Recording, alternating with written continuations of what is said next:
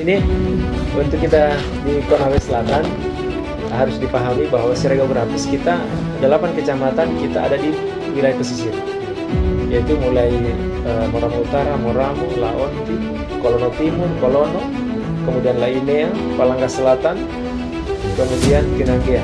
Bahkan bukan cuma 9, termasuk Laea, karena Torobulu itu masih Laea. Jadi ada 9 kecamatan yang ada di wilayah pesisir. Artinya berarti 16 kecamatan di darat. Sehingga dalam program saya ini ada yang kita berikan bantuan pupuk murah untuk petani yang ada di daratan, kemudian kita juga memberikan bantuan alat tangkap ikan bagi nelayan, termasuk bantuan bibit rumput laut bagi petani rumput laut yang ada di daerah pesisir. Jadi ini yang harus kita diskusikan dalam arti program unggulan saya salah satu yang masuk di PODI. Nah, kenapa kita butuh sentuhan itu? Karena itulah konsep kita setara, sehat, cerdas, sejahtera. Bagaimana orang bisa sejahtera kalau pemerintah tidak pernah hadir? Makanya dari awal setiap kampanye saya mulai dari bagaimana membangun masa depan Konsel itu. Kita bagi bukan 50-50, tapi 75-25. 75% kita bangun infrastruktur, 25% kita bangun manusianya. Ya, bagaimana membangun manusianya itu? Jadi tadi ketika kita jadi bupati, jangan lagi ada masyarakat kita yang menunggu ketika sakit, ya kan? Bagaimana cerdas otaknya? Saya berharap ke depan tidak boleh lagi orang tua yang menunggu ketika anaknya masuk kuliah tidak bisa bayar SPP. Bagaimana anaknya masuk sekolah SD, SMP tidak ada lagi keluhan bahwa sepatunya robek, tidak bisa beli baju, tidak bisa beli tas. Disitulah pemerintah harus hadir. Nah, kemudian yang ketiga, bagaimana kita bicara tentang konsep sejahtera. Ya, konsep sejahtera itu adalah bagaimana orang bilang masyarakat punya duit.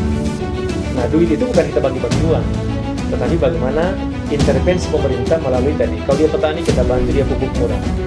Kalau dia nelayan, kita bantu di alat tangkap ikan. Ya kan? Kita tidak boleh memberi ikan, tapi kita beli pancing. Ya kan? Kemudian kalau dia pengusaha seperti yang dijelaskan oleh teman-teman, katakanlah UMKM, bagaimana kita bantu dia dengan permodalan. Dan itu saya sudah lakukan pada saya di Ketua DPR, hanya karena terbatas kewenangan saya. Ya, kalau kemarin-kemarin saja bisa bantu paling tinggi 100-200 anak mahasiswa melalui beasiswa itu. Nah sekarang kalau saya jadi bupati, insya Allah semua kita kasih. Kenapa? Karena saya tahu uang di Konsel ini cukup banyak dan cukup mampu untuk membiayai mereka. Nah, termasuk dari BPJS, ya. Setiap tahun bupati itu kan hanya mengelontorkan 9 miliar untuk Jamkesda. Dan itu sudah mampu mengcover kurang lebih 70%. 60-70% masyarakat Konsel yang sakit bisa berobat melalui Jamkes. Berarti kalau saya bikin uang 30 miliar, selesai nih Pak. Artinya sangat cukup. Ya kan? Nah, sama juga misalnya anak-anak mahasiswa kita. Saya sudah hitung di Konsel ini paling banyak 4.000 anak mahasiswa. Kalau setiap tahun kita suntik mereka 5 juta saja, berarti kan kita butuh 20 miliar. Itulah jumlah anak sekolah kita SD, SMP. Saya sudah hitung paling tinggi 15-20 miliar setiap tahun kita berikan mereka pakai. Jadi tidak ada yang tidak mungkin. Nah, sama juga di pupuk. Kita bukan memberi pupuk gratis, bukan, tapi pupuk murah. Kita subsidi. Kalau dia butuh misalnya 10 ton, pemerintah hadir memberikan 5 ton. Ya, lain halnya kalau nelayan, harus kita berikan mereka alat tangkap ikan. Kita berikan mereka zero, kita berikan mereka bikinkan batang atau perahu katimpi. Kalau dia petani rumput laut, bagaimana setiap ini kita berikan dia pupuk bibit gratis. Nah, artinya apa? Kalau petani selain pupuk kita kasih dia alsintan gratis, kita kasih dia bibit. Saya kira kecuali kalau dia malas, baru dia bisa berhasil. Ini kan dengan bantuan kita itu masyarakat sudah bisa mengirit dia punya pengeluaran, ya kan?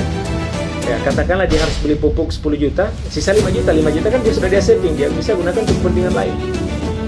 Nah, itu pikiran-pikiran saya yang namanya membangun manusianya. Kita, walaupun infrastruktur kita bagus, kantor-kantor kita berjulang tinggi bagus, pakai eskalator, jalan kita sudah diaspal, tapi ketika masyarakat sakit dia susah berobat, berarti kan kita belum dikatakan sejahtera. Nah, makanya tentu ini berangkat dari sebuah pengalaman saya selama 20 tahun mengawal Konsel, bahwa pembangunan dari zamannya Pak Ibran cukup bagus. Dia meletakkan dasar-dasar pembangunan kita. Datang Pak Sunuddin sudah cukup bagus juga. Tetapi bahwa yang namanya progres pembangunan itu tidak bisa bilang satu masa itu semua sudah tuntas, tidak bisa. Kenapa? Karena dunia ini berputar, rodanya berputar terus. Kebutuhan manusia juga berputar. Semakin tinggi kita punya penghasilan, kebutuhan juga semakin tinggi. Sebaliknya juga sekarang bahwa setiap hari kan ada saja kebutuhan kita. Masyarakat hari ini butuhnya mungkin makan, besok bukan lagi makan, ya kan? Mungkin dia sudah bisa membeli beras, tapi yang lain dia belum bisa beli. Termasuk anak sekolah. Ya, hari ini mungkin harga sepatu mungkin 100.000, 200.000. Tahun depan sudah berubah. Syukur-syukur kalau dia berjalan seimbang dengan dia punya pendapatan. Bagaimana kalau misalnya gajinya stagnan, apalagi kalau seorang karyawan? Ya kan, gajinya mungkin katakanlah sebulannya 2 juta, hanya untuk bisa makan dan lain-lain, dan listrik, beli bensin. Tapi belum bisa dia saving untuk kebutuhan kesehatannya dia maupun untuk anak-anaknya sekolah. Nah, disitulah kita dibutuhkan Tuhan ini. Dan insya Allah uang kita cukup kok, Selatan. Saya sudah hitung kok. Ada semua program yang saya buat itu bukan menghayal.